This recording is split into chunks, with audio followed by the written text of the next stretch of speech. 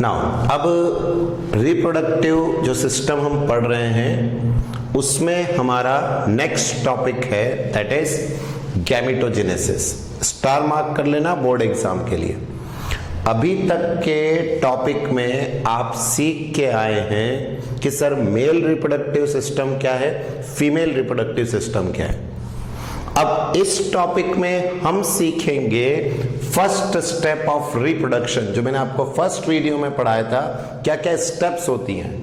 और अब उस स्टेप में हमारी सबसे पहली स्टेप है गैमेटोजेनेसिस।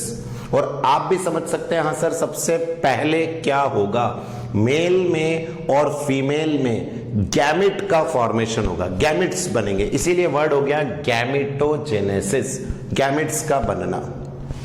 तो देखिए यहां पर क्या हम बात कर रहे हैं, डेफिनेशन। डेफिनेशन क्या है, gametogenesis is the process of formation, बनना, and differentiation of haploid gamete. मैं आपको बार बार बोल चुका हूं, एक बार और देख लीजिए। मेल में है टेस्टिस, फीमेल में है ओवरी। ठीक, ये समझते हैं आप, मेल में टेस्टिस, फीमेल में ओवरी। इन दोनों को हम कहते हैं gonads. They are the primary sex organ, gonads. फिर अब टेस्टिस के अंदर जो सेल रहेंगे जिनका नाम है स्पर्मेटोगोनिया, और ओवरी में जो सेल है उसका नाम है oogonia। तो ये दो सेल हो गए। और याद रखें इन सेल की प्लॉइडी होती है डिप्लॉइड, 2n ये सेल है, स्पर्मेटोगोनिया और oogonia। और अब जो ये डिप्लॉइड सेल हैं इनके अंदर होता है प्रोसेस ऑफ मियोसिस। मियोसिस इसके अंदर होगा।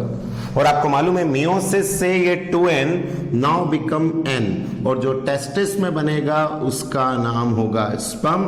oogonia ओवरी में जो बनेगा, जो कि ये भी क्या है डिप्लॉइड, इससे बनेगा ओवम विच इज हैप्लॉइड।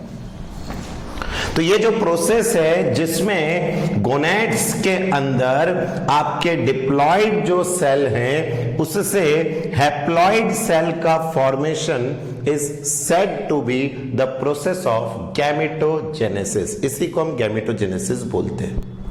तो पहले बताइए गैमेटोजेनेसिस का प्रोसेस क्लियर हो रहा है? हाँ सर, क्या है गैमेट्स। आप समझिए बायोलॉजी में जेनेसिस इज ऑलवेज फॉर किसी चीज का बनना, और यहां क्या लिखा है वर्ड गैमेटो, तो बोलो किसका बनना, गैमेट्स का बनना।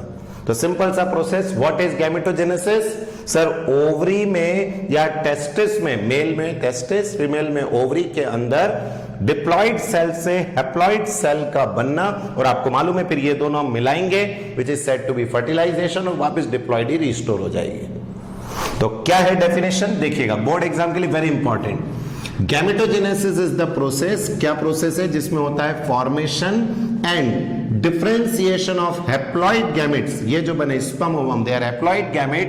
कौन कौन बनेगा स्पर्म एंड ओवा, कैसे? From the diploid primary germ cell. ये रहे diploid primary germ cell. Testis में स्पर्मेटोगोनिया, ओवरी में oogonia। Diploid primary germ cell gametogonia, मैंने कहा टेस्टिस में स्पर्मेटोगोनिया और ओवरी में oogonia, which are present in primary sex organ which are called gonads, testes in male and ovaries in female। तो बताओ पूरा पहले डेफिनेशन क्लियर होता है? कुछ नहीं, ये फ्लो चार्ट। सर मेल में टेस्टिस के अंदर क्या बनना, स्पर्म, और क्योंकि मेल में स्पर्म बनता है तो इसका नाम स्पर्मेटोजेनेसिस। तो कॉमन नेम क्या हुआ, गैमेटोजेनेसिस। और मेल के अंदर स्पर्मेटोजेनेसिस, फीमेल के अंदर oogenesis। ओवम का बनना इज द oogenesis, दोनों को मिला के गैमेटोजेनेसिस। तो पहले डेफिनेशन क्लियर। और ये सबसे कंफ्यूजिंग होता है कंपटीशन में। और मैं आपको एक और नाम बता दूं, स्पर्म को ही हम क्या बोलते हैं, स्पर्मेटाजोआ। ठीक है, एक ही है। तो बोलो पहले क्लियर डेफिनेशन गैमेटोजेनेसिस की, नोट करो इसको। अब गैमेटोजेनेसिस का फर्स्ट पार्ट हम पढ़ेंगे दैट इज स्पर्मेटोजेनेसिस। मैं फिर कह रहा हूं बोर्ड एग्जाम के लिए इट्स वेरी इंपॉर्टेंट, नाम से ही आपको क्लियर है, स्पर्म का बनना इज द स्पर्मेटोजेनेसिस। तो देखिए क्या है स्पर्मेटोजेनेसिस, द प्रोसेस इन्वॉल्व काय में इन the development of spermatid spermatid का बनना, एक्चुअल में आप कहेंगे सर स्पर्मेटिड का, हम तो स्पर्म का बनना बोल रहे हैं। तो अभी मैं आपको बताऊंगा स्पर्मेटिड और स्पर्म में थोड़ा सा अंतर है। जब स्पर्म बनते हैं तो वो तो हो गया फुल्ली फंक्शनल, एक पूरा शेप हो गया है, वो कहलाता है स्पर्म। बट जब स्पर्मेटोजेनेसिस हम पढ़ते हैं तो इसमें जो स्पर्म बनता है, मैं कहूंगा स्पर्म नहीं बनता, इसमें बनता है स्पर्मेटिड, जो कि गोल होता है, स्फीयर शेप का होता है स्पर्मेटिड। तो यहां जो हम बात कर रहे हैं, the process involve in the development of spermatid from the primordial male germ cell. Primordial male germ cell is the spermatogonia. तो आप समझ गए हम प्राइमोर्डियल जर्म सेल किसको बोलते हैं? जो डिप्लॉइड सेल है, जिसको अपन ने अभी कट सेक्शन में बोला भी था, जर्मिनल लेयर, जर्मिनल एपिथेलियम, बस उसी को कहा जा रहा है, that is primordial male germ cell, that is spermatogonia. और फिर उनका क्या होना? डिफरेंशिएशन, क्योंकि अभी जो स्पर्मेटिड बना था वो तो गोल बना था, अब उसका डिफरेंशिएट होगा और फिर वो ऐसा शेप जो आप समझते हैं ये इस शेप का हो जाता है। और इस पूरी प्रोसेस को फिर हम बोलते हैं स्पर्मेटोजेनेसिस। तो बताइए क्या डेफिनेशन हुई? सिंपल सा कहें तो स्पर्म का बनना, काय से बनेगा? स्पर्मेटोगोनिया। स्पर्मेटोगोनिया को हम जनरल क्या वर्ड यूज करते हैं? Primordial male germ cell. और अब समझिए ये क्या है? एक कंटिन्यूअस प्रोसेस है। अब ये कंटिन्यूअस प्रोसेस तब क्लियर होगा जब हम oogenesis पढ़ेंगे। oogenesis क्या होता है? शुरू होता है फीमेल के अंदर, फिर रुक जाता है, मतलब प्रोसेस में ब्रेक आ जाता है 10 से 12 साल का, फिर प्रोसेस शुरू होता है। तो ये कंटिन्यूअस प्रोसेस नहीं है oogenesis, बट स्पर्म पबर्टी के बाद बनना शुरू होते हैं मेल के अंदर, और up to the whole life, जब तक वो जिंदा है तब तक बनते रहेंगे, मतलब कभी खत्म ही नहीं होता स्पर्म का बनना। यह है कि जैसे जैसे उम्र बढ़ती है स्पर्म के नंबर कम हो जाते हैं प्रोडक्शन में, लेकिन बनते पूरे थ्रू आउट लाइफ है आफ्टर प्यूबर्टी, इसीलिए इसको कहते हैं कंटिन्यूअस प्रोसेस। और मैंने कहा फीमेल के अंदर जो oogenesis होगा वो कंटिन्यूअस नहीं है, बनना शुरू होते हैं फिर रुक जाता है फिर बनना शुरू होता है, ऐसा उसमें चलेगा, तो वो डिसकंटिन्यूअस प्रोसेस रहता है। इसीलिए इंपॉर्टेंट है कि it is a continuous process. और स्पर्म बनने में मेल के अंदर कितने डेज लगते हैं? 74 डेज में प्रोसेस कंप्लीट होता है। पूरा जो प्रोसेस है स्पर्म बनने का कितना टाइम लेता है? तो आपका जवाब है sir it takes approx 74 days. तो पहले तो डेफिनेशन क्लियर है, हाँ सर हमें समझ में आ रहा है, स्पर्मेटोजेनेसिस स्पर्म का बनना, बट शुरू में जो स्पर्म बनता है वो बनता है गोल, बोले तो स्फीयर, इसीलिए हम उसको क्या बोलते हैं? स्पर्मेटिड। और उस स्पर्मेटिड का काय में कन्वर्ट हो जाना फिर स्पर्म में, इन पूरे प्रोसेस को मिला के नाम दिया गया स्पर्मेटोजेनेसिस। और अब स्पर्मेटोजेनेसिस में कितने फेज होते हैं? 3 फेजेस होते हैं। ये बुक में नहीं है इसलिए ध्यान से समझ लेना क्या करना है। 3 फेजेस में स्पर्मेटोजेनेसिस को डिवाइड किया गया। पहला हम कहते हैं that is phase of multiplication, पूरा नाम है फेज ऑफ मल्टीप्लीकेशन, जिसमें सिंपल मल्टीप्लीकेशन होता रहता है। कौन सा मल्टीप्लीकेशन होता है यहां पर? माइटोसिस। माइटोसिस का मल्टीप्लिकेशन इसके अंदर होगा। दूसरा जो फेज आएगा आपका मल्टीप्लिकेशन के बाद, that is the growth phase, जिसमें सेल सिर्फ खाना पीना बड़ा करता है और कुछ भी नहीं, सिर्फ सेल खाना पीना खाएगा। और तीसरा जो आता है इसको कहते हैं मैच्योरेशन फेज। मैच्योरेशन फेज के नाम से इसको जाना जाएगा। तो अभी देखते हैं तीनों फेज। तो मैंने आपसे क्या कहा, फिर कह रहा हूं मैं, बुक में ये है नहीं इसलिए ध्यान से समझ लेना, एग्जाम में लिखने के लिए इजी रहेगा। स्पर्मेटोजेनेसिस स्पर्म का बनना, काय से? Primordial germ cell, that is spermatogonia, जो कि डिप्लॉइड है, उससे हैप्लॉइड स्पर्म बनेगा।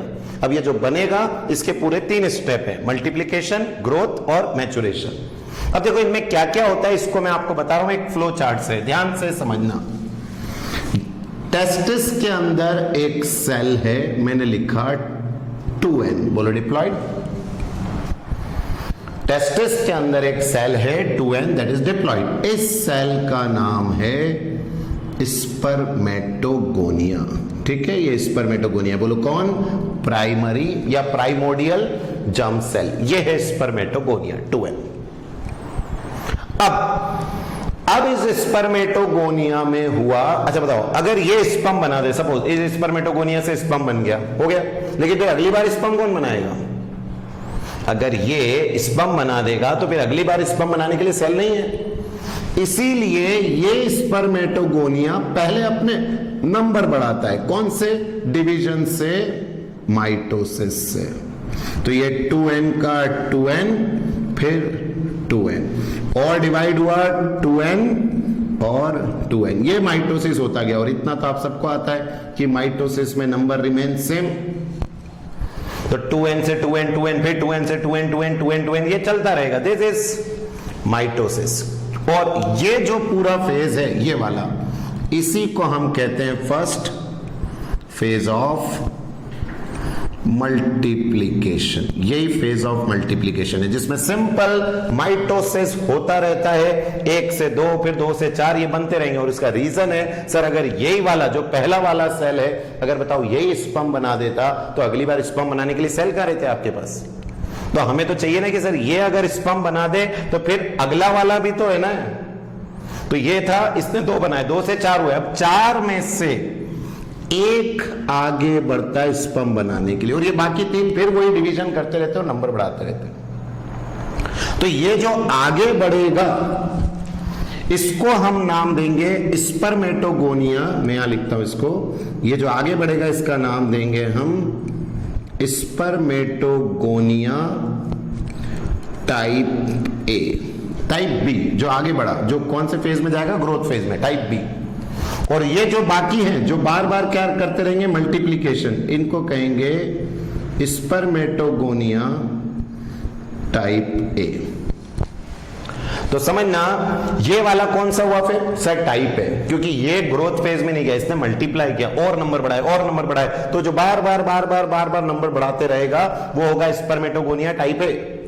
टाइप ए डिवाइड होते रहेंगे। लेकिन फिर इन सब में से एक अपने आप को आगे बढ़ाएगा स्पर्म बनने के लिए, उससे स्पर्म बनेगा, तो उसका नाम हो जाएगा स्पर्मेटोगोनिया टाइप बी।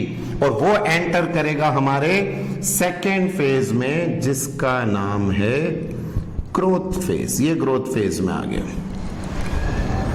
और अब ग्रोथ फेज में क्या करता है? ग्रोथ फेज में जो अपन ने पिछले 11th में कभी पढ़ा था, सेल डिवीजन में इंटरफेज, जिसमें सेल अपने आप को प्रिपेयर करता है फॉर द डिवीजन, खाता है, पीता है, सारी चीजें सिंथेसाइज करता है, सबको याद है, जी फेज, एस फेज सब पता है। तो G1, S, G2 ये सब चलता है, that is the growth phase. और इसमें ये जो आपका स्पर्मेटोगोनिया टाइप बी है, ये अपने आप को बड़ा कर लेता है। देखो अब साइज से आपको डायग्राम में क्लियर है। यहां से इसने खूब खाया पिया और अपने अंदर खूब सारा क्या स्टोर कर लिया? न्यूट्रिशन। ये कौन सा फेज हो गया आपका? ग्रोथ। अब ग्रोथ फेज के बाद इसका नाम चेंज हो गया, अब इसको कहते हैं प्राइमरी स्पर्मेटोसाइट। इसका नाम हो जाता है primary spermatocyte after the growth phase. इसका नाम चेंज। तो पहले हमारे पास क्या था? Type A spermatogonia. क्यों सर? इससे तो सिर्फ नंबर बढ़ते हैं, वो एज इट इज बनाता रहता है थ्रू माइटोसिस। फिर इन टाइप ए में से, या मैं कहूंगा स्पर्मेटोगोनिया में से, इन सबका एक नाम देते हैं स्पर्मेटोगोनिया। इनमें से एक अपने आप को आगे लाता है, कौन से फेज में ले आता है? ग्रोथ फेज, जिसमें वो अपने अंदर बहुत सारा मटेरियल सिंथेसाइज करता है। और अब जो ये बना, इसका नाम हो गया प्राइमरी स्पर्मेटोसाइट। और अब यहां से हमारा नेक्स्ट फेज शुरू होता है, जिसका नाम है मैचुरेशन फेज। Maturation phase. और इस मैचुरेशन फेज के अंदर इसमें हुआ मियोसिस फर्स्ट। मियोसिस फर्स्ट, ये मियोसिस फर्स्ट इसके अंदर हुआ। कौन से? जो आपका प्राइमरी स्पर्मेटोसाइट है। और जैसे ही मियोसिस फर्स्ट होगा, बताओ ये जो 2n है, now they become n and n, और इनका नाम हो जाएगा सेकेंडरी स्पर्मेटोसाइट। ये फिक्स क्वेश्चन है कंपटीशन और बोर्ड एग्जाम के, और मैक्सिमम बच्चे कंफ्यूज होते हैं प्लॉइडी में। लेकिन जिसने ढंग से पढ़ा, what is the ploidy of spermatogonia? Diploid. What is the ploidy of spermatogonia type A type B? Sir diploid. What is the ploidy of primary spermatocyte? Sir वो भी 2n है, दैट इज डिप्लॉइड है। बस ये है कि अलग अलग फेज में उनके अलग अलग नाम है। और फिर प्राइमरी स्पर्मेटोसाइट में हुआ मियोसिस 1, और इससे मिलकर तैयार हुए सेकेंडरी स्पर्मेटोसाइट। और अब इन सेकेंडरी स्पर्मेटोसाइट में होगा मियोसिस सेकेंड, मियोसिस 1 हो गया, मियोसिस सेकेंड। और अब यहां पर आपको फिर से एन और एन, और याद रखना meiosis second is exactly as of mitosis, तो सेम बनेगी प्लॉइडी, यहां भी क्या आएगी एन और एन। और ये जो 4 बनते हैं इनको हम कहते हैं स्पर्मेटिड्स, जो ये गोल रहते हैं स्पर्मेटिड कहलाएगा। तो बताओ नाम क्लियर है, what is the ploidy of spermatid? Sir haploid. Secondary spermatocyte, sir haploid. Primary diploid, ऐसे ये चलते हैं। तो क्लियर होता जा रहा है, हाँ सर इसमें हुआ माइटोसिस, एक आगे बढ़ा जिसका नाम है टाइप बी, ग्रोथ फेज में गया, उसका नाम चेंज हो गया, ग्रोथ फेज के बाद प्राइमरी स्पर्मेटोसाइट, फिर मैच्योरेशन में एंटर हुआ, उसमें हुआ मियोसिस फर्स्ट। मियोसिस फर्स्ट में प्लॉइडी हाफ हो जाती है, ये एक्चुअल रिडक्शनल डिवीजन है, रिडक्शनल था तो डिप्लॉइड का हैप्लॉइड हैप्लॉइड हो गया, नाम हो गया सेकेंडरी स्पर्मेटोसाइट। फिर हुआ meiosis 2 and meiosis 2 is exactly same as that of mitosis, इसलिए प्लॉइडी रिमेन्स सेम, और ये एन हुआ। लेकिन अभी जो स्पर्मेटिड बने हैं बोलो वो कौन से शेप के होते हैं? गोल। और अब इनमें होता है डिफरेंशिएशन, और डिफरेंशिएशन के बाद इन सब का ये शेप हो जाता है, इन सब का ये शेप हो जाएगा, जो एक नॉर्मल स्पर्म का शेप है, हम आगे पढ़ेंगे भी, ये हो जाएंगे चारों। और जब ये बनेंगे, इस प्रोसेस का भी एक नाम है, इसको कहते हैं स्पर्मायोजेनेसिस, आगे पूरा डिटेल में आ रहा है, स्पर्मायोजेनेसिस होता है। तो ये तो हुआ स्पर्मेटोजेनेसिस, स्पर्मेटिड तक बनना, फिर इसके बाद इसका डिफरेंशिएशन होता है, ये अपने आप को एक पर्टिकुलर शेप में लेता है, गोल स्पर्म से काम नहीं बनेगा क्योंकि वो मोटाइल नहीं होता, मूवमेंट नहीं दिखाता है, तो इसका कन्वर्जन होता है, डिफरेंशिएशन होता है, और इसके डिफरेंशिएशन होने के प्रोसेस को कहते हैं स्पर्मायोजेनेसिस, स्पर्मायोजेनेसिस। और ये जो पूरा फ्लो चार्ट है बस यही आपको बनाना होगा। अभी हम इसको और डिटेल में देखते हैं, बट पहले कंसेप्ट क्लियर हो गया कि हाँ sir spermatogenesis is divided into 3 phase. पहले फेज में सिंपली जो आपकी जर्मिनल एपिथेलियम है वो गैमेटोगोनिया की बनी हुई या स्पर्मेटोगोनिया, क्योंकि हम स्पर्म पढ़ रहे हैं, वो कंटिन्यूअसली बस डिवाइड करता रहता है, फिर उसमें से एक अपने आप को मॉडिफाई करके आगे बढ़ा लेता है, टाइप बी स्पर्मेटोगोनिया। फिर उसके अंदर क्या होगा, नाम change after growth phase, primary spermatocyte. फिर हुआ मियोसिस फर्स्ट, क्या बन गया वो आपका सेकेंडरी स्पर्मेटोसाइट, और फिर after meiosis 2 spermatid. But spermatid क्या है? गोल, अपन कहेंगे स्फेरिकल, वो काम के नहीं है, उनमें होगा डिफरेंशिएशन, प्रोसेस का नाम है स्पर्मायोजेनेसिस, और अब जो बन के तैयार होगा उसी को कहेंगे स्पर्म या स्पर्मेटोजोआ। तो बताओ पहले इतना फ्लो चार्ट और ये क्लियर हो, इसको बना लो।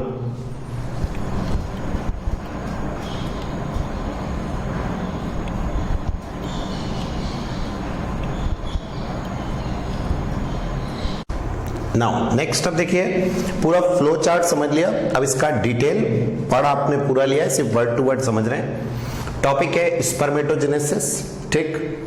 स्पर्मेटोजेनेसिस को हमने 2 पार्ट में डिवाइड कर दिया। पहला जो पार्ट है वो है फॉर्मेशन ऑफ स्पर्मेटिड, और मैं आपको बोल दूं क्या, स्पर्मेटिड का मतलब ये वाला बनना, गोल। मैंने आपसे कहा था ना जो शेप है वो एक्चुअल आने के लिए क्या करना पड़ेगा, नेक्स्ट स्टेप, जिसमें जो आपका क्या बना है, स्पर्मेटिड स्फीयर शेप का बना है, वो गोल बना है। अब आपको इसको गोल को एक पर्टिकुलर शेप में डालना है, तो वो प्रोसेस अगला होगा। तो हम अभी स्पर्मेटोजेनेसिस को 2 फेज में बना रहे हैं। पहला that is called formation of spermatid, तो अभी जो इस वीडियो में होगा उसमें जो स्पर्म बनेगा वो कौन से शेप का बनेगा, स्फीयर या सर्कुलर। ना सर्कुलर 2D में बनेगा स्फीयर। अब इसमें पहला फेज होता है मल्टीप्लिकेटिव, पढ़ा तो मैंने अभी दिया आपको फ्लो चार्ट में, जिसमें सिंपली सेल डिवाइड करेंगे, कौन से माइटोसिस। तो देखिए इसमें क्या होगा, इस फेज में मल्टीप्लिकेटिव रैपिड माइटोटिक डिवीजन, समझ गए, माइटोटिक सेम रहेगा, 2n। माइटोटिक डिवीजन होगा किसका, प्राइमोर्डियल जर्म सेल, जिसको आप कहते हैं स्पर्मेटोगोनिया। तो अभी पढ़ा था 2n डिवाइड, फिर 2n, फिर 2n, फिर यहां से फिर से 2n, ये बढ़ते चले जा रहे हैं। बोलो रैपिड माइटोटिक डिवीजन हो रहा है स्पर्मेटोगोनिया का। दे आर प्रेजेंट इन, कहां प्रेजेंट होते हैं आपने पढ़ रखा है कट सेक्शन में, जर्मिनल एपिथेलियम ऑफ टेस्टिस या germinal epithelium of seminiferous tubules of testis. याद है ना, सेमिनिफेरस ट्यूब्यूल्स के अंदर वाले cell, they are which cell spermatogonia, और इनके बीच बीच में कौन से थे, सर्टोली, और जो बाहर थे वो थे लिडिक सेल, इंटरस्टिशियल स्पेस में। देन अब जो ये स्पर्मेटोगोनिया होता है ये दो तरह के होते हैं, जो आपको मालूम है, टाइप ए और टाइप बी। तो देखिए क्या लिखा है, some spermatogonia act as stem cell, जिनको हम कहते हैं type A cell, and type A cell go on dividing and adding new cell by repeated mitotic division. बार बार बार बार बार बार जो डिवाइड करेगा, मैंने आपसे कहा था ये जो हो रहा है ये टाइप ए में हो रहा है, और फिर इसमें से some spermatogonia move inward and enter which phase, growth phase, और उनको नाम दोगे आप टाइप बी स्पर्मेटोगोनिया। तो पहला है टाइप ए स्पर्मेटोगोनिया जो कंटिन्यूअसली डिवाइड कर रहा है, फिर दूसरा होगा टाइप बी स्पर्मेटोगोनिया जो काय में एंटर करेगा, ग्रोथ फेज। तो इनमें से एक आ जाएगा ग्रोथ फेज में और वो बड़ा होगा, और उसका नाम फिर हो जाएगा प्राइमरी स्पर्मेटोसाइट, वो नेक्स्ट स्टेप में। बट बताओ पहला step clear, multiplication, simply mitotic division. Spermatogonia में दो तरह के, टाइप ए टाइप बी, जो बार बार डिवाइड करेगा टाइप ए, जो ग्रोथ फेज में एंटर करेगा टाइप बी, सबकी ploidy diploid. Second phase, second आएगा ग्रोथ फेज। क्या होगा ग्रोथ में, इट इज कैरेक्टराइज्ड बाय, ये वर्ड देखना, स्पर्मेटोसाइटोजेनेसिस, साइटोप्लाज्म का बनना, साइटोप्लाज्म में मटेरियल का बनना, आरएनए का बनना, प्रोटीन का बनना, ये सब इसमें आएगा। तो इट इज कैरेक्टराइज्ड बाय कैसे, स्पर्मेटोसाइटोजेनेसिस, जिसमें in which a diploid spermatogonium increase in size. अभी आपने देखा डायग्राम में, वो बड़ा हो जाएगा, किसके कारण, by the accumulation of nutritive material in the cytoplasm and replication of DNA and form diploid primary spermatocyte। तो जो सेल था कौन सा वाला, टाइप बी, वो खाएगा पिएगा बड़ा हो जाएगा, अपने अंदर साइटोप्लाज्म में मटेरियल तैयार करेगा। क्या तैयार करेगा, न्यूट्रिटिव मटेरियल, दैट इज, और आपने वैसे ही पढ़ा, इंटरफेज चल रहा है और कुछ नहीं है, इंटरफेज में वो खा पी रहा है ताकि वो डिवीजन के लिए तैयार हो जाए, अपने आप को प्रिपेयर कर रहा है। तो उसने खूब सारा न्यूट्रिटिव मटेरियल अपने साइटोप्लाज्म में इकट्ठा कर लिया। देखो रेप्लिकेशन ऑफ डीएनए, याद होगा आपको सिंथेसिस फेज जो माइटोसिस में अपन ने पढ़ा था। तो ये सब चीजें इस फेज में होती है, कौन से, ग्रोथ फेज में। फिर इसमें क्या होगा, during this the primary spermatocyte prepare itself to enter meiosis. तो जो आपका स्पर्मेटोगोनिया टाइप बी था वो ग्रोथ फेज में एंटर हुआ, खाया पिया बड़ा हुआ, स्पर्मेटोसाइटोजेनेसिस हुआ, डीएनए डबल हुआ, और अब उसका नाम हो गया primary spermatocyte. And now this cell is ready काय के लिए, फॉर मियोसिस। और ये जो लाइन स्टार मार्क कर रहा हूं मैं, इस पे बहुत इंपॉर्टेंट है नीट के लिए। ग्रोथ फेज जो होता है स्पर्मेटोजेनेसिस का, वो बहुत छोटा होता है। मैंने आपको अभी क्या कहा था कि spermatogenesis is a continuous process, but जो oogenesis होता है फीमेल में वो डिसकंटिन्यूअस है। तो वो कौन सा फेस कर लेता है, मल्टीप्लिकेटिव, और 12 से 15 साल के लिए बंद हो जाता है। इतना बड़ा चलता है ग्रोथ फेज, रुक जाता है वो। तो बताओ ग्रोथ फेज स्टार्ट हुआ और रुक गया तो कहलाएगा तो ग्रोथ फेज नहीं। तो 12 से 15 साल तक प्रोसेस बंद रहती है, मल्टीप्लिकेटिव हुई, ग्रोथ स्टार्ट हुई, फिर 15 साल का गैप। तो हम यही कहेंगे growth phase is of very long duration, approximately 10 to 15 year in humans, human female, oogenesis में ग्रोथ फेज इतना बड़ा होता है, और मेल में तो 74 डेज में कंटिन्यूस चल रहा है, बहुत शॉर्टर होता है। तो ये स्टार मार्क इंपॉर्टेंट कि स्पर्मेटोजेनेसिस में जो ग्रोथ फेज होता है वो बहुत छोटा होता है as compare to oogenesis।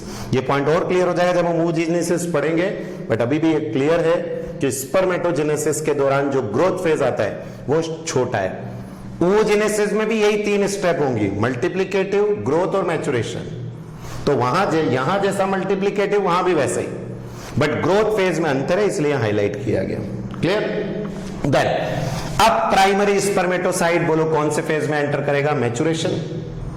Maturation में क्या होगा, सबसे इंपॉर्टेंट, कैरेक्टराइज्ड बाय कौन सा डिवीजन, मियोसिस। तो याद रखना मल्टीप्लिकेटिव में था माइटोसिस, इसमें होगा मियोसिस।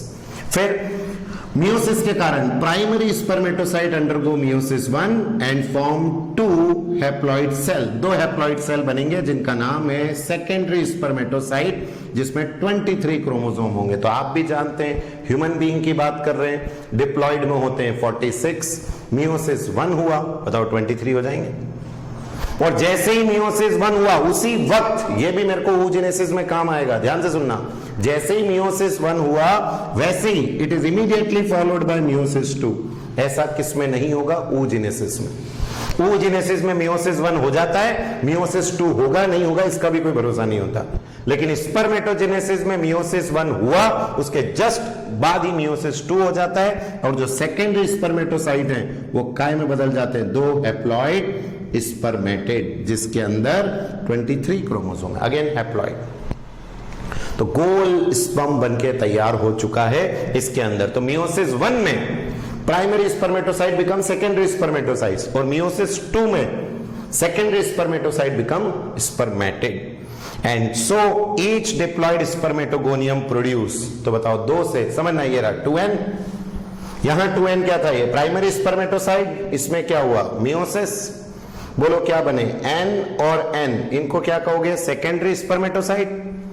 फिर इन n और n में फिर से मियोसिस 2 nn, फिर इसमें nn। बोलो 4 क्या बनके तैयार हो गए? स्पर्मेटेड। तो secondary spermatocyte 1, sorry primary spermatocyte 1, secondary spermatocyte 2 और 4 स्पर्मेटेड।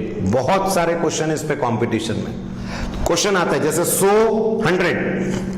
100 प्राइमरी स्पर्मेटोसाइट से कितने स्पर्मेटेड बनेंगे? बोलो 400, 1 से 4 तो 100 से 400। तो आपको ये याद रखना, जैसे कोई पूछ ले आपसे सेकेंडरी स्पर्मेटोसाइट 100 है, बोलो कितने स्पर्मेटेड बनेंगे? सर 200, क्योंकि 1 से 2 ही बनता है। तो इस तरह के कंपटीशन में इसमें क्वेश्चन आएंगे, और मुझे उम्मीद है फ्लो चार्ट जब आपको याद हो गया होगा, मल्टीप्लिकेटिव, ग्रोथ, मैचुरेशन और सारी चीजें आती हैं, बहुत इंपॉर्टेंट बनाओ।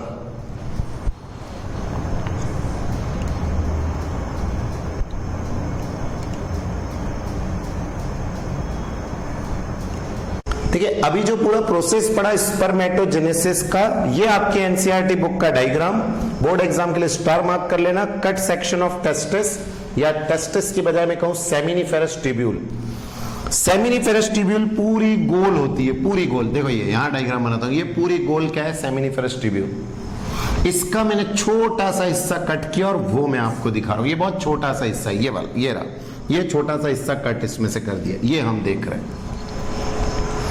अब इसमें आप देखें, सबसे पहले ये जो लेयर रहेगी इसकी वॉल से टच, ये तो होगी बेसमेंट मेम्ब्रेन, इससे जो ये वॉल टच रहेगी, बोलो सबसे पहले कौन से cell? Primordial germ cell, that is spermatogonia, जिसका एको नाम है स्पर्मेटोगोनियम। कुछ भी बोलो एक ही चीज है, ये होगा स्पर्मेटोगोनियम।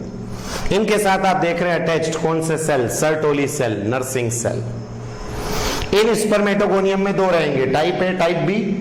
टाइप ए और टाइप बी में जो आगे बढ़ेगा वो बन जाएगा प्राइमरी स्पर्मेटोसाइट। देखो ये यहां से ये इधर गया, डेवलप हो रहा है, ये स्पर्मेटोजेनेसिस चल रहा है इधर जाते जाते, ये आ गया। फिर प्राइमरी स्पर्मेटोसाइट में क्या हुआ? मियोसिस 1, देखो इससे बन गए सेकेंडरी स्पर्मेटोसाइट। अब आप ध्यान से देखना, सेकेंडरी स्पर्मेटोसाइट, ये रहा आपका सर्टोली सेल, और देखिए इससे ये स्पर्मेटेड अभी भी अटैच है। मैंने नहीं कहा था इससे अटैच रहेगा जब तक ये कन्वर्ट ना हो जाए, तो यहां दिया नहीं है, नहीं तो यहां सेकेंडरी स्पर्मेटोसाइट में अभी क्या होगा? मियोसिस 2 क्या बनेगा? स्पर्मेटेड, और फिर स्पर्मेटेड, ये स्पर्मेटेड काय में बदलेंगे? फंक्शनल स्पर्मेटोजोआ में, ये दिख रहे हैं। बट ये सब आप फंक्शनल स्पर्मेटोजोआ देखेंगे, पहले सर्टोली सेल से अटैच रहते हैं, जब पूरा डेवलप हो जाता है तो अलग हो जाता है, प्रोसेस स्पर्माइजेशन। तो कट सेक्शन में आप देख रहे हैं ये जर्मिनल एपिथेलियम, धीरे धीरे spermatogonia type B changes to primary spermatocyte, changes to secondary spermatocyte, changes to spermatid, फिर स्पर्मेटोजोआ बन के काय में आ गया? ट्यूब्यूल के बीच में, और फिर नली से होता हुआ एपिडिडाइमिस में आएगा। एक और डायग्राम देखो, ये तो बोर्ड एग्जाम में एनसीईआरटी बुक का। नेक्स्ट देखेंगे, ये देखिए बहुत अच्छा डायग्राम, ये टेस्टिस पढ़ा हमने, कट सेक्शन, कई सारे सेप्टा, उसके अंदर सेमिनिफेरस ट्यूब्यूल। ये सेमिनिफेरस ट्यूब्यूल को जूम किया, ये पूरा। अब ये जो आपको कोने कोने में दिख रहे हैं, दे ऑल आर स्पर्मेटोगोनिया। फिर आएंगे प्राइमरी स्पर्मेटोसाइट, फिर आएंगे सेकेंडरी, फिर आएंगे स्पर्मेटेड, और बीच में देखो यहां बनेंगे स्पर्म। जूम किया, ये रहा, दिस इज स्पर्मेटोगोनियम। इनमें हुआ माइटोटिक डिवीजन, क्या बने? Primary spermatocyte. इनमें हुआ मियोसिस 1, क्या बने? Secondary spermatocyte. फिर उसमें हुआ मियोसिस 2, क्या बना? स्पर्मेटेड। ये बन रहे स्पर्मेटेड। और फिर इनका डेवलप होते होते देखो ये फंक्शनल होने लग गए। हाँ गोल बन रहे थे स्पर्मेटेड, ये फंक्शनल हो गए। और ये पूरा प्रोसेस आपको दिया हुआ है। प्राइमोडियल जर्म सेल जो हम कह रहे थे डिप्लॉइड है, माइटोसिस हुआ, प्राइमरी स्पर्मेटोसाइट भी डिप्लॉइड है, ध्यान से देखिए 2 क्रोमोसोम दिखेंगे। फिर मियोसिस हुआ, ये हैप्लॉइड हो गया, सेकेंडरी स्पर्मेटोसाइट, फिर इसमें मियोसिस 2 हुआ, ये स्पर्मेटेड, सब गोल है। फिर फंक्शनल हुआ स्पर्मायोजेनेसिस, ये हो गया मैच्योर स्पर्मेटोजोआ। तो आ रहा है ये क्लियर डायग्राम समझ में सभी को? डन। एक और देखते हैं यही चीज, देखिए टेस्टिस, कट सेक्शन, यही निकाला। और इसमें एक अच्छा डायग्राम इसका है कि acrosome from Golgi body, nucleus elongated, ये रहे सेंट्रियोल, देखिए जो मैं कह रहा था, बट प्रॉक्सिमल डिस्टल वाले ने क्या बना दिया, फ्लैजेलम। और mitochondria will form the middle piece, that is also called nebenkern. तो बराबर बनेगा कट सेक्शन ऑफ टेस्टिस और पूरा प्रोसेस क्लियर, स्पर्मेटोजेनेसिस। नाउ देखिए फर्स्ट फेज हो गया फॉर्मेशन ऑफ स्पर्मेटिड। अब है सेकेंड फेज, डिफरेंशिएशन फेज। आपको मैं बार बार कह रहा हूं स्पर्मेटिड बनेगा स्फेरिकल इन शेप, जो कि कोई काम का नहीं है क्योंकि ये है नॉन मोटाइल, ये अभी चल नहीं सकता। और आपको मालूम है स्पर्म को तो ट्रैवल करना है वेजाइना में, फैलोपियन ट्यूब में, यूट्रस से होते हुए, तब जाके फर्टिलाइजेशन होगा। तो ये जो आपका स्फेरिकल शेप का है स्पर्म नहीं कि अभी इसका नाम है स्पर्मेटिड, इसको अभी हमें इस शेप में कन्वर्ट करना है। तो ये जो प्रोसेस है जिसमें आपका स्पर्मेटिड काय में चेंज होता है, स्पर्म में या स्पर्मेटोजोआ में, तो इसी प्रोसेस को नाम दिया गया है डिफरेंशिएशन फेज या स्पर्मायोजेनेसिस। मैं फिर कह रहा हूं वर्ड बहुत ध्यान रखना है, बहुत इंपॉर्टेंट है कंपटीशन और स्कूल एग्जाम दोनों के लिए। तो पहला क्या था, स्पर्मेटोजेनेसिस का फर्स्ट पार्ट जिसमें बना था स्पर्मेटिड, ये है हैप्लॉइड स्पर्मेटिड, लेकिन ये नॉन मोटाइल है, कोई काम का नहीं है। अभी इसको फंक्शनल बनाने के लिए जो फिनोमिनन होगा उसका नाम है स्पर्मायोजेनेसिस। तो क्या होता है इसमें, the transformation of non motile, ये नॉन मोटाइल राउंड है ये, and haploid spermatid into a functional and motile spermatozoan. ये नॉन मोटाइल है, कौन से शेप में है, राउंडेड शेप में, और हैप्लॉइड है, इसका इसमें बनना विच इज मोटाइल। और बताओ ये मोटाइल क्यों होगा, क्योंकि इसमें फ्लैजेला आ गया, टेल, इसकी मदद से मूव करेगा। तो राउंडेड का इस फंक्शनल में आना इज द स्पर्मायोजेनेसिस। तो फर्स्ट डेफिनेशन क्लियर हो गया आंसर, सेकंड में हम पढ़ के आ रहे हैं। देन ये हो गया simple conversion of spermatid into spermatozoon. And अब ये इंपॉर्टेंट अगेन कंपटीशन के लिए, फॉर दिस, इस फिनोमिनन के लिए the spermatid must remain in contact with, ध्यान रखना ये जो आपका स्पर्मेटिड है ये किससे जुड़ा हुआ होता है, विद द सर्टोली सेल। ये आपको याद होगा, नर्सिंग सेल, बहुत इंपॉर्टेंट। फिर हम इसके अलग होने का भी एक प्रोसेस का नाम पढ़ेंगे, उसको स्पर्माइजेशन बोलते हैं, जिसमें ये स्पर्म जब ये बन जाएगा ना, ये यहां पे आ गया, देखो ये ऐसा, ये कौन सा सेल है, अभी भी सर्टोली सेल, तो इससे अटैच है। तो इस स्पर्मेटिड ने खुद को स्पर्म बनाने के लिए इसके साथ इसको अटैच रखा, मतलब spermatid is attached with Sertoli cell, and इस सर्टोली सेल से खींचता है बहुत सारा न्यूट्रिशन, और फिर ये इसमें चेंज होता है, और जब ये पूरा बन जाता है फिर ये सर्टोली सेल से अलग होता है, और फिर इस फिनोमिनन का नाम होता है स्पर्माइजेशन। स्पर्म का सर्टोली सेल से अलग होना इज द स्पर्माइजेशन, ये होता है। तो हम अगले में पढ़ेंगे, बट आपको क्लियर हो गया आंसर क्या हो रहा है। तो जो इंपॉर्टेंट काय के लिए, फॉर दिस मतलब for spermiogenesis spermatid must remain in contact with Sertoli cell which under the influence of, अब समझना सर्टोली सेल किसके इन्फ्लुएंस में काम करता है, follicular stimulating hormone FSH of anterior pituitary and produces the required कौन से फैक्टर, स्पर्मायोजेनिक फैक्टर बनाता है। और आप नाम से समझिए मायोजेनिक मतलब इस गोल स्पर्मेटिड को इसमें बदलने के लिए कई सारे फैक्टर्स की जरूरत पड़ती है, और वो फैक्टर कौन देता है आपको, सर्टोली सेल। तो सर्टोली सेल से कई सारा इसको न्यूट्रिशन और फैक्टर्स मिलेगा जिसकी मदद से कन्वर्ट होगा। अब इसमें क्या क्या चेंजेस आते हैं वो मैं आपको एक एनिमेशन से बताता हूं, पहले इतना क्लियर हो गया।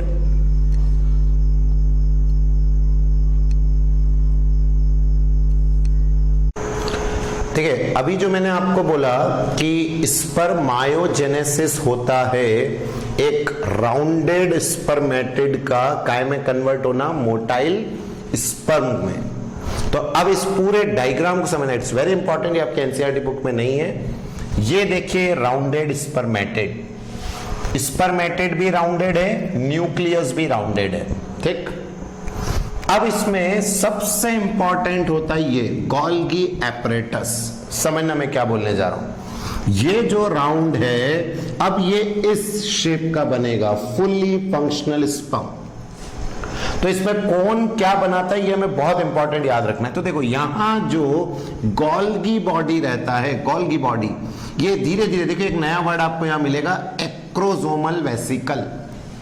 और आप इस डायग्राम के बाद देखो यहां पर थोड़ा सा कैप लाइक स्ट्रक्चर बनने लगा, धीरे धीरे धीरे बनते बनते देखो यहां बन गया एक्रोसोम। और ये देखिए एक्रोसोम पूरा बन के तैयार।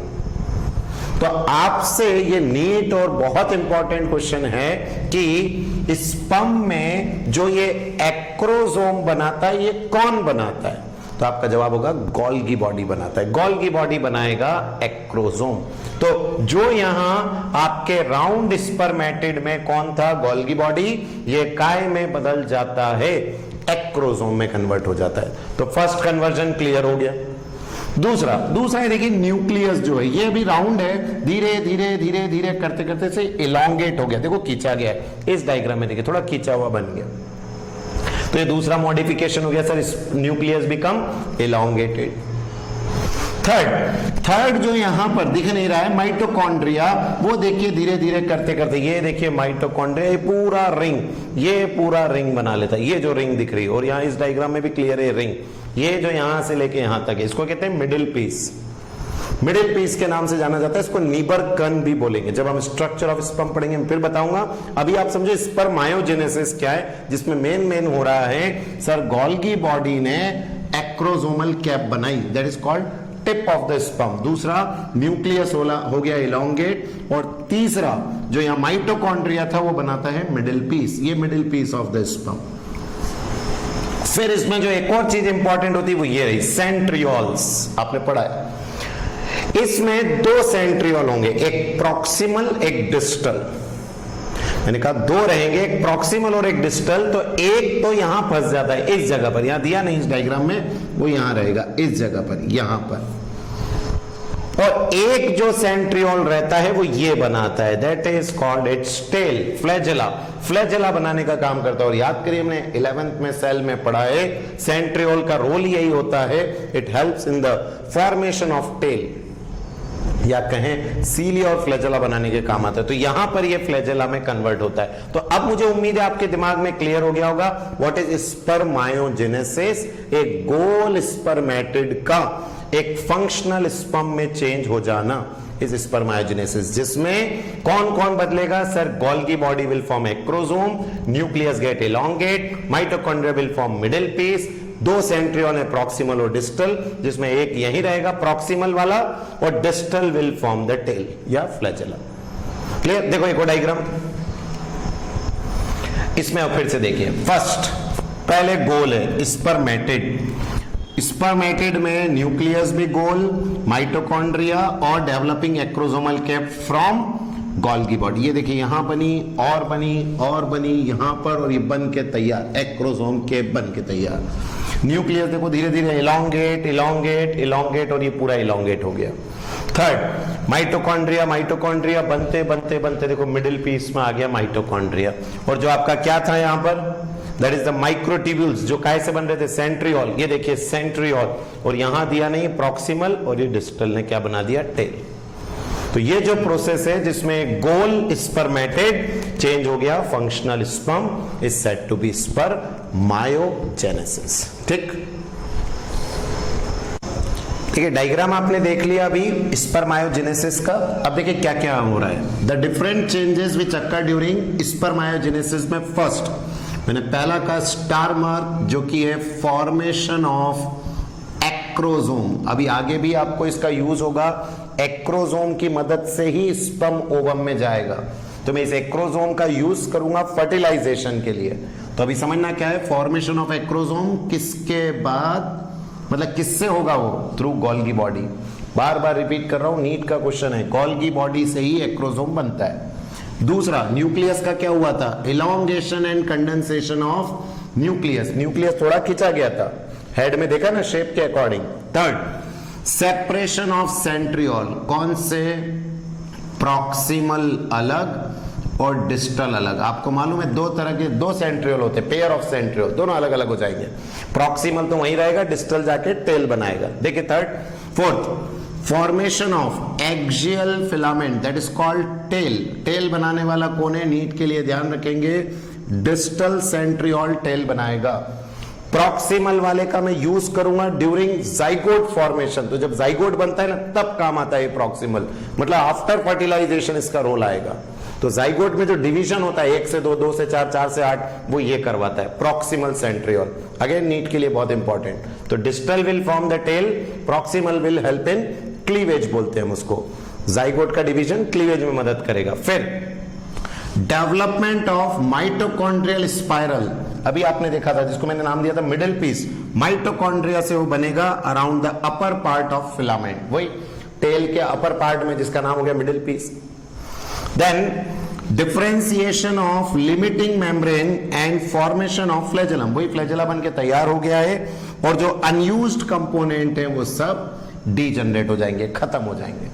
तो गोल्गी बॉडी काम आ गया, न्यूक्लियस काम आ गया, सेंट्रियोल काम आ गया, डिस्टल ने टेल बना दी, माइटोकॉन्ड्रिया ने रिंग बना ली जिसका नाम रख दिया मिडिल पीस, मेम्ब्रेन ने उस पर सराउंड कर लिया, अभी स्ट्रक्चर बनाएंगे उसको मेंचिटी बोलते हैं।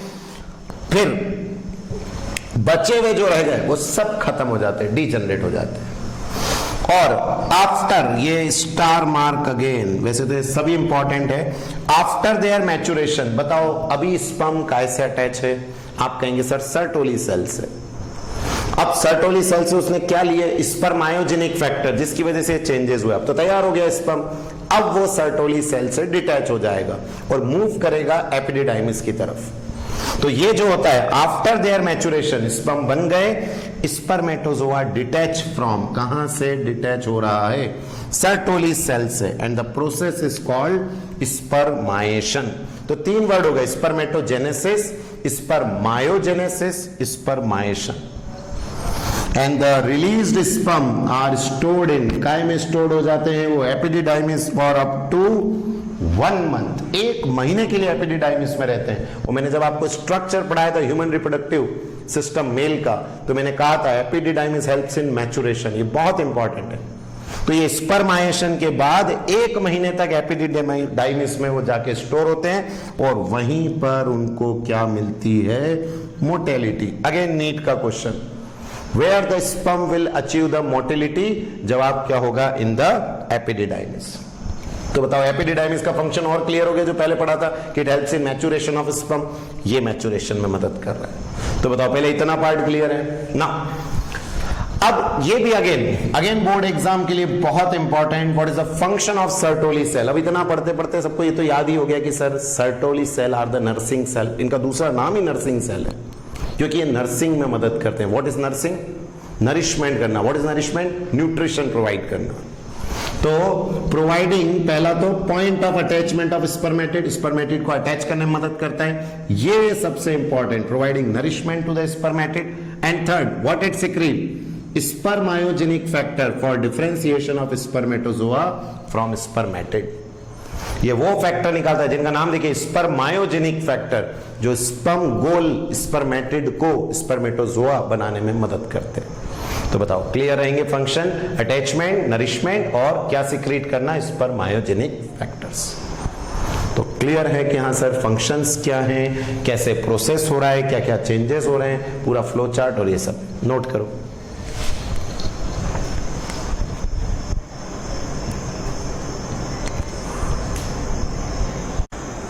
नाउ पूरा प्रोसेस हो गया स्पर्मेटोजेनेसिस का। अब हम पढ़ने जा रहे हैं कंट्रोल ऑफ स्पर्मेटोजेनेसिस। आप कहेंगे सर क्या मतलब control? Spermatogenesis is totally under endocrine system control. ये एंडोक्राइन सिस्टम से चलता है। इसीलिए आप ये देखेंगे कि एक कोई फिक्स पीरियड नहीं है कि इस वक्त मेल के अंदर स्पर्म बनना शुरू हो जाए। हम एक रेंज बताते हैं कि भाई 11 से 15 साल के बीच में कभी भी प्यूबर्टी आ सकती है और उस वक्त क्या बनना शुरू हो जाएंगे, स्पर्म। तो ऐसा क्यों? तो देखिए, सबके अंदर हार्मोन्स अलग अलग टाइम पे डेवलप होते हैं, किसी में पहले हो जाते हैं, किसी में बाद में होते हैं। तो ये मैं बताना चाह रहा हूं कि जो प्रोसेस है स्पर्मेटोजेनेसिस का, ये टोटली हार्मोनल है। और आजकल तो ये मॉडर्न डेज में लोग हार्मोन इंजेक्ट करके प्रीकॉशियस पबर्टी करते हैं। प्रीकॉशियस पबर्टी का मतलब है समय से पहले पबर्टी लाना बाय यूजिंग हार्मोन्स, क्योंकि उनको पता चल गया कि कौन से हार्मोन से क्या होता है। तो पूरा spermatogenesis is under which control? Hormonal. Hormonal बोले तो एंडोक्राइन सिस्टम। अब समझना क्या होगा ड्यूरिंग प्यूबर्टी पीरियड, जब मेल में प्यूबर्टी शुरू होती है, प्यूबर्टी का टाइम, तब मेल के हाइपोथैलेमस, आपको मालूम है ब्रेन, हाइपोथैलेमस से निकलता है GnRH, गोनेडोट्रोफिन रिलीजिंग हार्मोन। हमने पढ़ा 11 में, गोनेडोट्रोफिन रिलीजिंग हार्मोन, गोनेट्स, क्योंकि इसको एक्ट गोनेट्स पे करना है इसलिए नाम गोनेडोट्रोफिन। तो हाइपोथैलेमस से निकला गोनेडोट्रोफिन और रिलीजिंग हार्मोन। और आपको हमेशा पता है कि मैक्सिमम कंट्रोल हाइपोथैलेमस किसको ट्रांसफर कर देता है? एंटीरियर पिट्यूटरी को। तो इस हाइपोथैलेमस से निकला GnRH, गोनेडोट्रोफिन रिलीजिंग हार्मोन, वो गया एंटीरियर पिट्यूटरी पे, एडिनो हाइपोफाइसिस पे। और फिर उसमें से दो हार्मोन निकले एंटीरियर पिट्यूटरी से, LH luteinizing hormone, FSH follicular stimulating hormone, ये दो निकले। जो LH है वो जाता है लिडिक सेल पे। लिडिक क्या है? लिडिक को हम एक और नाम बोलते हैं इंटरस्टिशियल सेल, टेस्टिस के सेमिनिफेरस ट्यूब्यूल के बीच में इंटरस्टिशियल सेल्स, ये उस पे जाता है। और ये LH लिडिक सेल से क्या निकलवाता है? टेस्टोस्टेरॉन। और इस टेस्टोस्टेरॉन के आपको मालूम है वर्क, एक तो स्पर्म तो ये बनाते ही है, तो स्टिमुलेट स्पर्मेटोजेनेसिस, बट आपको ये भी पता है it also develop secondary sexual organ, that is reproductive tracts and other organ को डेवलप करता है। एपिडिडाइमिस, वासा डिफरेंस, इन सबके डेवलपमेंट में मदद करेगा। तो दिमाग, हाइपोथैलेमस से निकला GnRH, gonadotrophin releasing hormone, anterior pituitary पे गया, उससे दो हार्मोन निकले। जो LH था वो काय पे एक्ट करेगा? लिडिक सेल पे, वहां से निकालेगा टेस्टोस्टेरॉन, वो स्पर्म बनाने में मदद करेगा, ये तो मेन फंक्शन है ही, but it also develop the secondary sex organ. और दूसरा जो आपका FSH होता है, फॉलिकुलर स्टिमुलेटिंग हार्मोन, वो काम करता है सर्टोली सेल पे। मालूम है आपको टेस्टिस में दो सेल हैं, सर्टोली और लिडिक, और एक स्पर्मेटोजेनेसिस करने के लिए जर्मिनल एपिथेलियम। उन पे काम नहीं करता, ध्यान रखना, जर्मिनल एपिथेलियम पे काम नहीं कर रहा है, सर्टोली पे काम करते हैं हार्मोन और दूसरे लिडिक पे। और अब इस सर्टोली के दो रोल हैं, ये भी मदद करता है काय में? स्पर्मेटोजेनेसिस में, बट इसका मेन काम क्या होता है? To secrete inhibin. और एक और सर्टोली सेल का काम होता है, ये जो टेस्टोस्टेरॉन निकल रहा है इसको सेमिनिफेरस ट्यूब्यूल में कंसंट्रेट करना, मतलब सबसे ज्यादा, क्योंकि आपको पता होना चाहिए endocrine gland secrete hormone into blood, but testosterone की जरूरत पूरे शरीर से ज्यादा टेस्टिस में है। तो वहां पर इकट्ठा करने के लिए, कंसंट्रेट करने के लिए क्या होता है? सर्टोली सेल, यहां से निकलता है एंड्रोजन बाइंडिंग प्रोटीन। ये आपके लेवल से ऊपर है बट समझ लो, androgen is a word for male hormone. तो एंड्रोजन बाइंडिंग प्रोटीन निकालता है सर्टोली सेल। एंड्रोजन बाइंडिंग मतलब हो गया टेस्टोस्टेरॉन, मैंने कहा ना मेल के लिए एंड्रोजन, तो सारा का सारा टेस्टिस में इकट्ठा होने लग जाता है एंड्रोजन, दैट इज टेस्टोस्टेरॉन, और फिर वो मदद करता है स्पर्मेटोजेनेसिस की।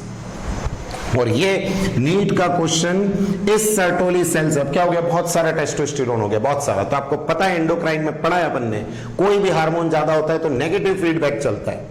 नेगेटिव फीडबैक का मतलब ये सिग्नल गए, बंद करो, इनहिबिट करो GnRH, बंद करो LH, सब बंद हो जाएगा, अपने आप ये प्रोसेस बंद होने लग जाएगा। और वैसे यहां से इनहिबिन भी ये जाके बंद कर देता है। तो दो तरह से ये नेगेटिव फीडबैक कंट्रोल में काम करता है। नेगेटिव फीडबैक कंट्रोल कैसे? सर अगर टेस्टोस्टेरॉन ज्यादा हुआ तो वो खुद ही ऊपर से किसको बंद कर देगा? GnRH और LH। और दूसरा सर्टोली भी मदद करेगा बाय सिक्रेटिंग इनहिबिन, जिसका नेचर होता है ग्लाइकोप्रोटीन। और वो भी जाके इसके सिक्रीशन को बंद करता है। That means they both control the secretion from hypothalamus. अगर टेस्टोस्टेरोन ज्यादा हुआ तो ये अपने आप बंद हो जाएगा। तो बताओ, पूरा हार्मोनल सिस्टम चल रहा है और आप समझ रहे हैं अगर किसी में ये हार्मोन्स डिस्टर्ब हो जाएं तो it will lead to infertility, मतलब बच्चा प्रोड्यूस ही नहीं होगा। तो ये बहुत इंपॉर्टेंट है हार्मोनल फंक्शंस। और अब लास्ट लाइन ये भी नीट में आ चुकी है, very important in spermatogenesis, the male ejaculate. Ejaculate मतलब होता है स्पर्म निकालना। द मेल इजैकुलेट अबाउट कितना, 200 से 300 मिलियन स्पर्म, 200 से 300 मिलियन स्पर्म ड्यूरिंग अ कॉइटस, जिसके लिए अगर उससे फर्टिलिटी होना है, मतलब फर्टिलाइजेशन होना है, तो उन 200 से 200-300 मिलियन में से एटलीस्ट 60% स्पर्म का क्या होना चाहिए, normal shape and size, normal sperm होना चाहिए। और एटलीस्ट 40% में क्या होना चाहिए, विग्रस मोटिलिटी, बहुत तेजी से मूव करना चाहिए। तो 60% का तो नॉर्मल शेप और 40% की विग्रस मोटिलिटी, तब जाके चांसेस हैं, सिर्फ चांसेस, कि क्या हो सकता है, फर्टिलाइजेशन। नीट का क्वेश्चन है, ध्यान रखना। 60% का नॉर्मल शेप एंड साइज, 40% की विग्रस मोटिलिटी। तो क्लियर रहेगा पूरा पार्ट। यहां हमारा टॉपिक कंप्लीट हुआ, स्पर्मेटोजेनेसिस। बनाओ।